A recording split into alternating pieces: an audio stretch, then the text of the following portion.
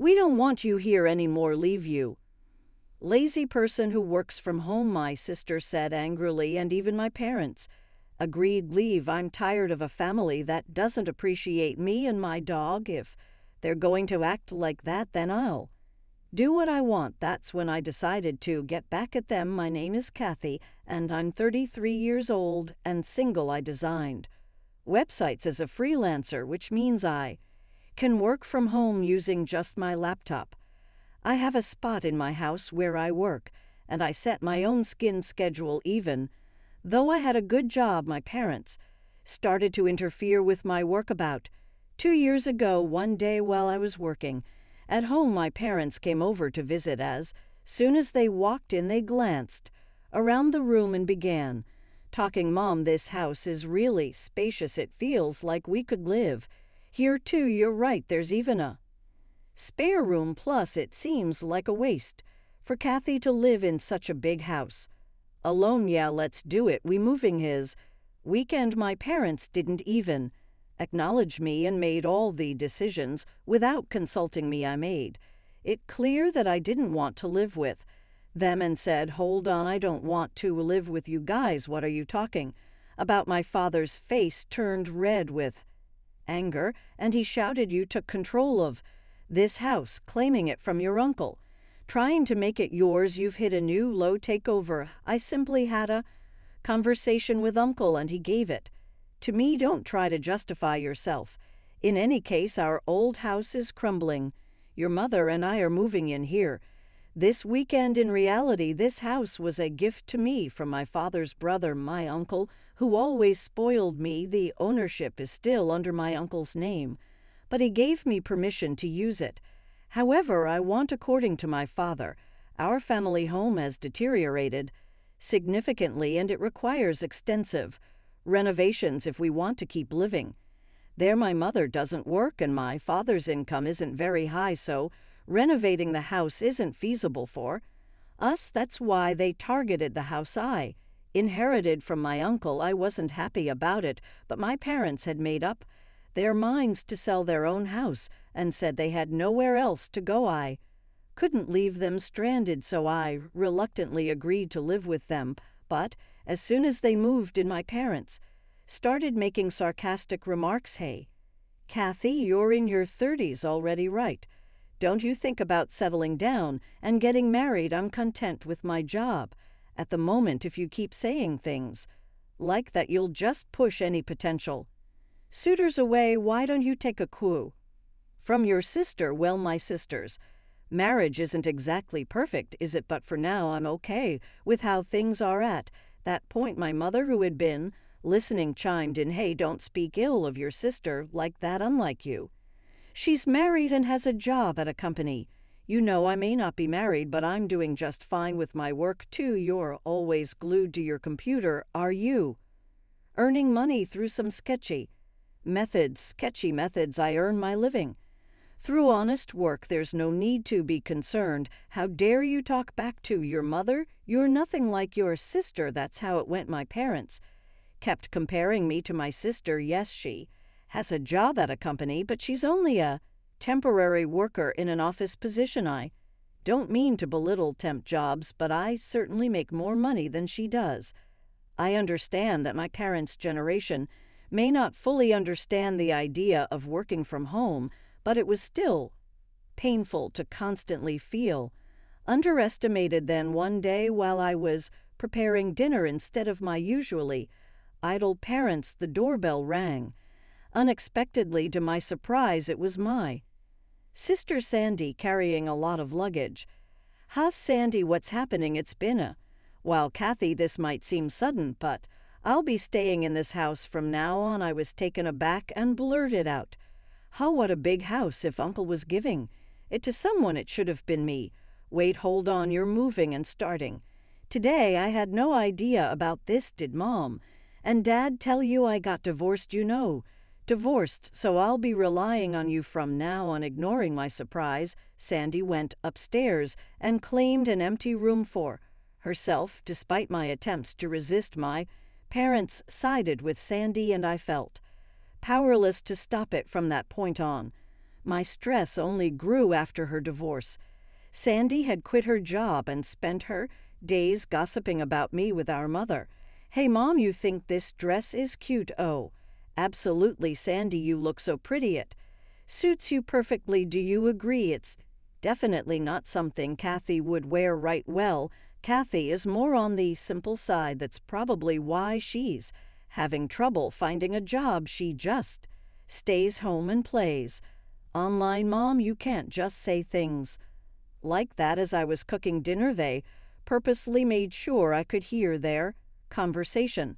I was itching to respond, but I knew that would just play into their hands, so no matter what they said, I kept living without reacting. Then one day, a friend of mine had a litter of 4 puppies, and I decided to adopt one of them. I named him Muffin. He's a small black Chihuahua with the most adorable round eyes. Whenever he looks at me, he wags his tail so hard it seems like it might fall off. Having a Chihuahua has been a dream of mine since I was young. Working from home can get lonely, so I thought Muffin could provide some much-needed company from now on. Your name is Muffin, okay, woof. I didn't really consult with my family when I decided to adopt Muffin. After all, this is my house and I'm the one who will be taking care of all the expenses for him, so I don't see why they should have any complaints. When I brought Muffin home as expected, my parents and Sandy started complaining. "Hey, we didn't know you were getting a dog." "That's right.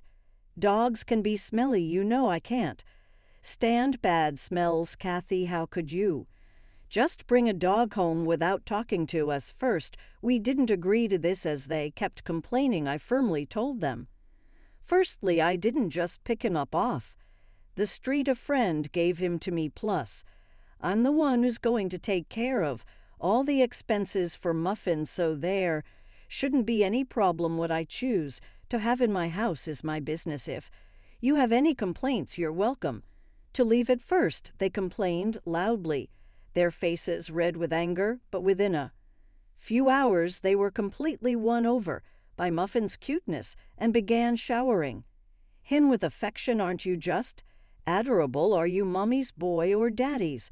Or maybe sis, look this way, sweetheart."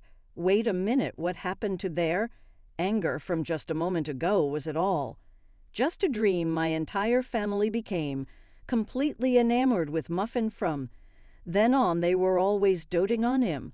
Because of this, their animosity toward me decreased and I could enjoy relatively peaceful days. Then one day, an incident shattered this calmness. While I was out running an errand, I got a call for my sister Sandy. "Hello, come back home." Immediately, in response to my sister's sudden outburst, I asked what was wrong. She vented her frustration yelling at me, "It's not what happened. Muffin made a mess on my clothes. What if they smell? I'll just wash them quickly and they be fine. Besides, isn't it your fault for leaving your clothes on the floor?" "What? It's my fault. It's your lack of training, Muffin, that's to blame. Enough. Muffin is still a puppy. You know, if you take him out for a walk, he won't make a mess at home. You said you were excited to walk Muffin today. Did you actually take him?" "Well, I was planning to take him later, and it's all because you didn't train him properly. Then you should compensate me for the clothes as expected." When I arrived home, my sister was furious. Both my parents had been alerted and they stood beside Sandy, glaring at me. Sandy tossed the dirty clothes at me and started yelling again. "I'm going to make you pay for the cleaning." "Got it. Why should I? It's your fault for not taking him for a walk and leaving your clothes on the floor." "Shut up. Stop arguing back. This only happened because you brought this stupid dog home. What are you going to do about it?" "Calling him a stupid dog. You were fond of him before, isn't it harsh to label him that just because he had a small accident it's your fault for not training him properly? Take responsibility. Why can't my family think beyond their own convenience?" While I was appalled by my selfish sister, my parents interjected, "Hey, Kathy, shouldn't you at least apologize to Sandy first?" "That's correct. All of this chaos is because of that Muffin you brought home. Can both of You just stop already, puppies are like. Babies, can't you forgive them for making mistakes once in a while? Pathetic this mess is all because of this dumb dog. Kathy, you made the right choice by not getting married. If you were a mother, I doubt you'd raise a decent child. What? How could you say that if you took him for walks properly and kept the house tidy, none of this would have happened? Finally, my sister raised her eyebrow and pointed at me, saying, I've had enough. I don't want you or this stupid dog here. Get out of this house. What, didn't you hear what I said? I said, leave. We don't want a freeloader who works from home here. A freeloader who works from home? How can someone who's currently unemployed say such a thing? And who do they think is covering the household expenses? It's me.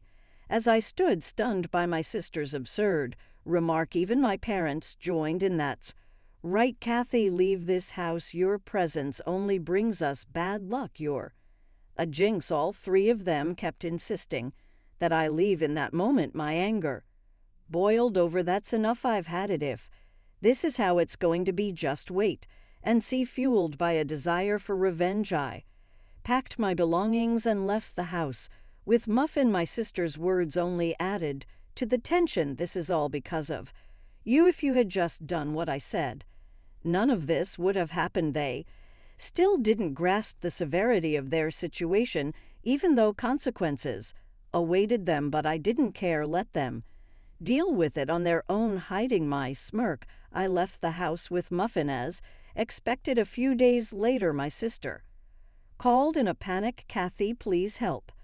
Something's wrong with the house. What's going on with the house? All of a sudden, we were given until the end of this month to leave. So what's the issue? What do you mean, what's the issue? Why are we being told to leave? Well, I've made the decision to sell the house. What? At my words, Sandy seemed to freeze, her voice trembling. She barely managed to speak. What does that mean? You decided to sell it? You don't have the authority. Well, actually, I do. You see, that house became mine a month ago. What? Yes, I officially inherited the house from my uncle. And yes, the title is in my name. It's no wonder Sandy was shocked I hadn't mentioned this to anyone. You're joking, right? Even if Uncle transferred the title to you, you can't just sell it like that. I was concerned too, but right after you told me to leave, I spoke with Uncle. He confirmed that the house is now yours. Kathy, he said, do whatever you want. You should get away from that awful family as soon as you can. What? That can't be. Whether they had been listening to my conversation with Sandy on speakerphone or not, my parents began to protest. Kathy, stop this nonsense. We have nowhere else to go if we leave this house. That's correct. It's unthinkable to treat your own family like this. If you're a good daughter, show some respect to your parents. Respect? I questioned them quietly. What are you talking about? You've always favored Sandy over me. Who do you think has been supporting your lives for the past few years? You all had nowhere to go, so I reluctantly let you move in with me. With an unusually firm tone, my parents were left speechless. Without waiting for a response, I continued, who treated me and Muffin like burdens and kicked us out. It was all of you, wasn't it? Trying to find happiness by forcing out the original resident is shameless. You people belong in hell. At my outburst, my father pleaded, please help us. We're sorry. I don't care. Figure it out on your own, you fools. With that, I hung up the phone with a loud click. Then I blocked every family member's contacts. Seeing me raised my voice, Muffin looked up at me with a worried bark. I'm sorry, Muffin, for shouting. It's okay. Now I'll protect you. I'm really glad I could rescue you from that family that treated you so poorly. Later on, it seems my parents and sister were forced to leave the house at the last minute despite their desperate attempts to cling to it. With my father's meager income and my unemployed mother and sister, it's unlikely they can lead a decent life. Rumor has it that my sister is constantly being pressured by my parents to find a job. Their family dynamics seem to be deteriorating by the day, although I have no interest in how they're doing. It's clear that their living situation has worsened since I left. It's a classic case of getting what they deserve. They brought it upon themselves. Meanwhile, I'm enjoying my days filled with joy with my beloved dog in a new, pet-friendly apartment. I can work whenever I please, and there's no one to complain about it anymore. I can use my earnings solely for myself and my dog. I'm incredibly content with my life now. Muffin, let's head to the dog park today. Woof, Muffin seems more lively. Maybe it's because that noisy family is gone. From now on, I want to protect Muffin for the rest of our lives and lead a peaceful existence.